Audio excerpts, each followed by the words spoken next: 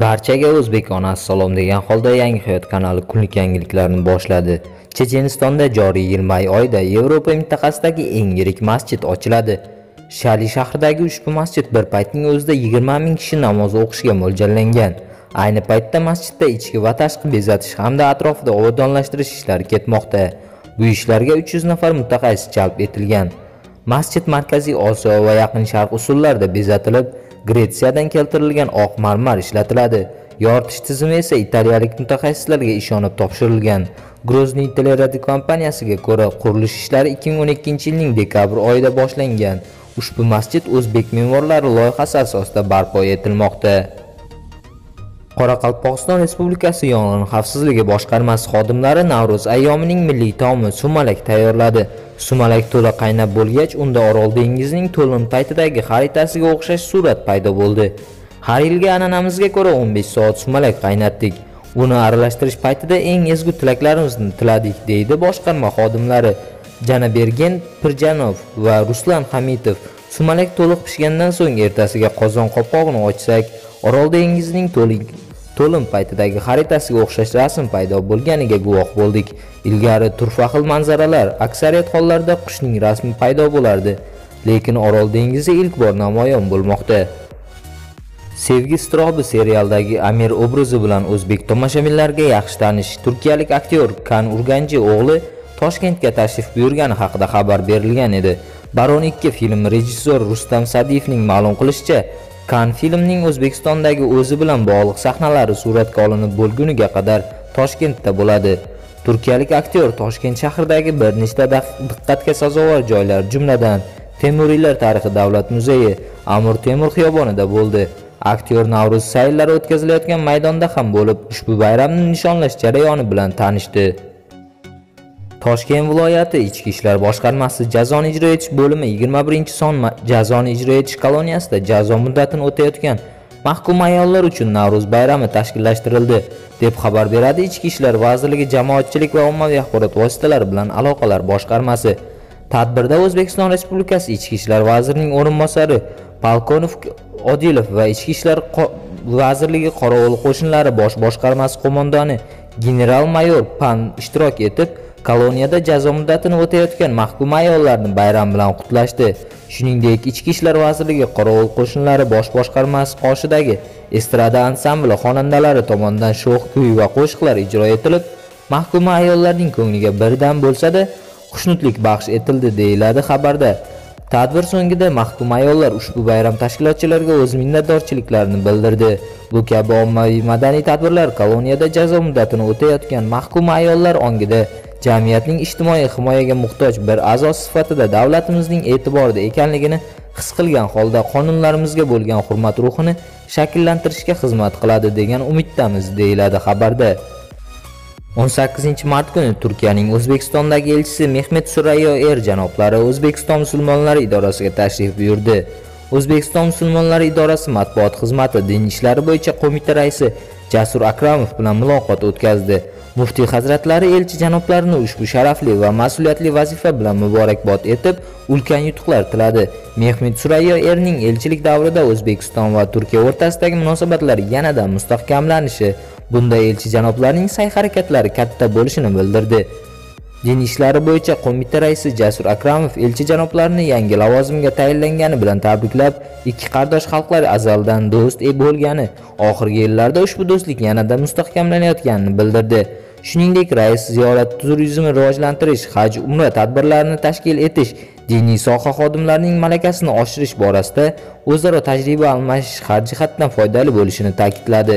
O'z navbatida elchi janoblari o'tgan 2,5 yil ichida O'zbekiston va Turkiya davlatlari aloqalari yangi bosqichga ko'tarilgani, ko'p tomonlama aloqalar rivoj topgani, siyosiy, iqtisodiy va ijtimoiy sohalarda kelishuvlarga erishilganini alohida qayd etdi. O'zbekistonda Islom sivilizatsiyasi markazi, Xalqaro islom akademiyasi, xalqaro ilmiy tadqiqot markazlari va ilmiy maktablar ish boshlaganini alohida e'tirof etdi. Mana shu maktablarning moddiy texnik bazasini mustahkamlash va axborot resurs markazlarining faoliyatini yanada rivojlantirishga yaqindan yordam berishga tayyor ekanini bildirdi. Muloqotda tomonlar diniy ma'rifiy sohadagi hamkorlik aloqalarini rivojlantirishga oid turli masalalarni ham muhokama qildi. Uchrashuv do'stona va samimiy ruhda o'tdi. Shimoliy Koreya yetakchisi Kim Chen Inning shaxsiy fotosuratchisi vazifasidan ozod qilindi va partiyadan quvildi. Bu haqda Daily NK xabar bermoqda. Nashrga ko'ra, gap Korean Art Film studiyasida ishlaydigan Ri sharifli erkak haqida ketmoqda. U Kim Chen Inni juda yaqindan suratga olganligi uchun ishdan bo'shatilgan. Ri Koreya Xalq Demokratik Respublikasi Oliy xalq yig'inisiga saylov kuni Shimoliy Koreya yetakchisini fotoga olish qoidasini buzgani aytilmoqda. Qozog'istonning yangi prezidenti Qosim-Jo'mart To'qayev mamlakat poytaxti Ostonani Nur-Sulton deya qayta nomlash to'g'risidagi farmonni imzoladi. Bu haqda prezident matbuot xizmati xabar bermoqda. Qozog'iston Respublikasi poytaxti Ostona shahri Qozog'iston Respublikasi poytaxti Nur-Sulton deya qayta nomlansin deyilgan farmon matnida.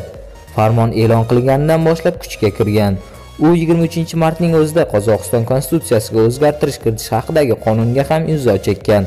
Qozog'iston bosh qomusining 2-moddasida mamlakat poytaxti Ostona shahri ekanligi qayd qilingandi. Poytaxt nomini o'zgartirish uchun konstitutsiyaga o'zgartirish kiritish talab etilardi. Ostona nomini mamlakatning birinchi prezidenti Nur-Sulton Nazarboyev sharafiga qayta nomlash tashabbusi 20-mart kuni yangi prezident To'qayev tomonidan bildirilgandi. U shuningdek birinchi prezident nomini abadiylashtirish maqsadida shaharlardagi markaziy ko'chalarga ham Nur-Sulton Nazarboyev nomini berishni taklif qilgandi. AQShdagi Epsilon Development Company Avstraliyaning Oberhofe Project Management kompaniyasi bilan sheriklikda Angren erkin iqtisodiy zonasida metallni asinkovka qilish va turli metall konstruksiyalar ishlab chiqarish shug'ullanuvchi yangi zavod qurmoqchi. Amerika kompaniyasi matbuot xizmati xabariga ko'ra, yangi zavod qurilishiga 100 million yevro miqdorida investitsiya kiritiladi. Hamkor kompaniyalar mazkur loyihani amalga oshirish uchun Po'lat innovatsion tizimlar xorijiy korxonasini tuzishgan. Ayni vaqtda axborot to'plash va texnik shartlarni kelishish jarayoni ketmoqda. Ma'lum bo'lishicha, zavodning loyiha quvvati yiliga 50 ming tonna po'latni tashkil etadi.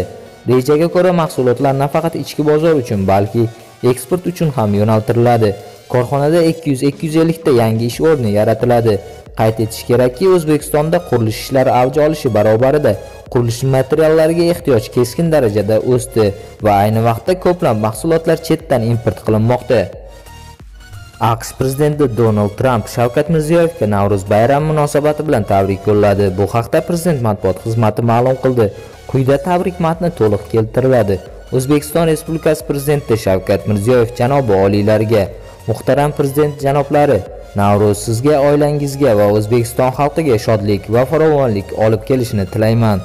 Ushbu ajoyib bayram munosabati bilan ko'plab amerikaliklar hamda dunyodagi boshqa xalqlar yangilanish va uyg'onish ayyomini birgalikda nishonladilar. O'tgan yil may oyida siz bilan bo'lib o'tgan uchrashuv menga katta mamnuniyat bag'ishladi. Siz amalga oshirayotgan islohotlar surati meni g'oyat xursand qilmoqda.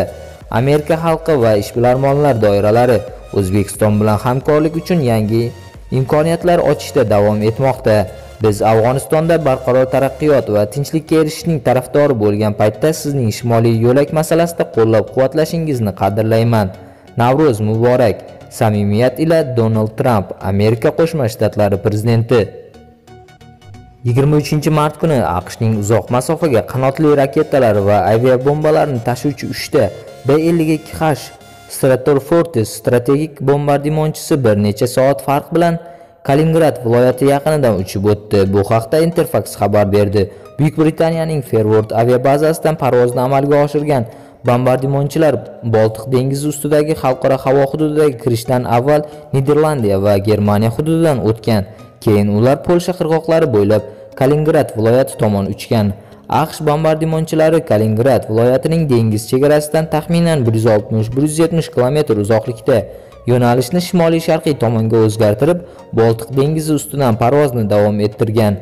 So'ng Shvetsiyaning Gotland orollari atrofida aylanib, yana Buyuk Britaniyadagi bazaga qaytib kelgan. Kuzatuvchilar fikriga ko'ra, AQSh bombardimonchilari Kaliningrad hududidagi marralarga zarba berishni mashq qilgan.